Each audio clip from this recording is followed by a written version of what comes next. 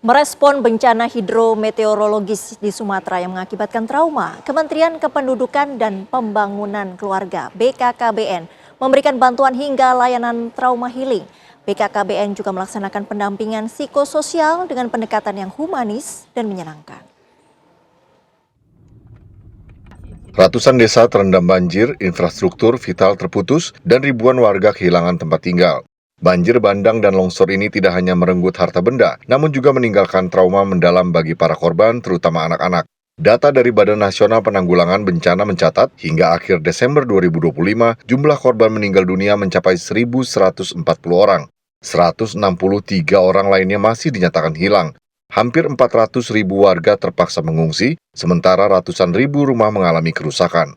Kerusakan juga melanda fasilitas publik, mulai dari ratusan fasilitas kesehatan, ribuan sekolah, rumah ibadah, hingga jembatan dan ruas jalan yang terputus. Di tengah kondisi tersebut, Kementerian Kependudukan dan Pembangunan Keluarga atau Kemendukbangga, Badan Kependudukan dan Keluarga Berencana Nasional, hadir untuk memberikan dukungan nyata bagi keluarga terdampak. Menteri Kependudukan dan Pembangunan Keluarga Kepala BKKBN Wi Haji menegaskan, Kemendukbangga telah mengerahkan kader tim pendamping keluarga atau TPK untuk tetap menjalankan distribusi makanan bergizi gratis, khususnya bagi ibu hamil, ibu menyusui, dan balita non-PAUD di lokasi bencana. Ini bukan persoalan kewajiban, tapi ini persoalan kementerian mesti hadir di saat warga Aceh, warga Sumatera Utara, dan warga Sumbar membutuhkan, termasuk kelompok-kelompok rentan. Siapa kelompok rentan itu? Anak-anak, perempuan, lansia. 3 kelompok ini bagian dari kewajiban Kemendukbangga, Kementerian Kependudukan dan Pembangunan Keluarga, berkenaan dengan siklus kehidupan yang intinya adalah ini bagian dari proses penting dalam ketahanan keluarga. Tidak hanya soal logistik, Kemendukbangga BKKBN juga memberikan perhatian besar terhadap pemulihan psikologis korban, terutama anak-anak yang mengalami trauma akibat bencana. Melalui kader Forum Genre Penyuluh Keluarga Berencana dan tim BKKBN Provinsi, kegiatan trauma healing dilakukan di berbagai posko pengungsian. Anak-anak diajak bermain, bernyanyi, dan melakukan aktivitas edukatif untuk memulihkan rasa aman dan keceriaan mereka.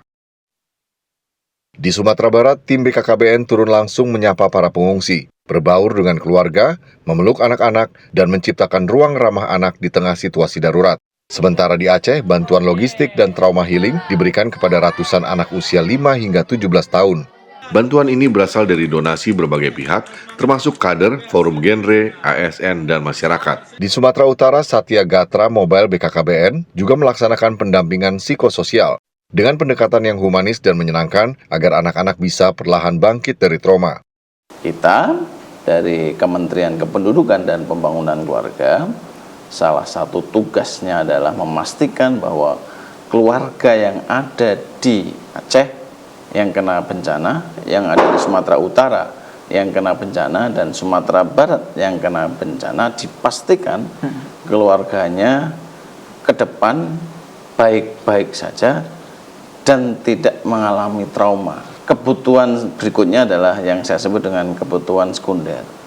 Setelah kebutuhan primer yang berkenaan dengan kebutuhan dasar mereka yang hari ini butuh logistik, butuh makan, kemudian sebagainya, yang itu merupakan kebutuhan dasar. Semakin baik bisa dipenuhi semua, maka tidak kalah penting adalah kebutuhan sekundernya, termasuk melakukan trauma healing. Kemendukbangga BKKBN menegaskan komitmen untuk terus hadir dan mendampingi keluarga terdampak bencana, bukan hanya pada masa tanggap darurat, namun juga dalam proses pemulihan jangka panjang, dukungan gizi, pendampingan psikososial, dan kehadiran negara di tengah masyarakat diharapkan menjadi penguat bahwa para korban tidak berjuang sendirian. Dari Jakarta, tim TV One mengabarkan.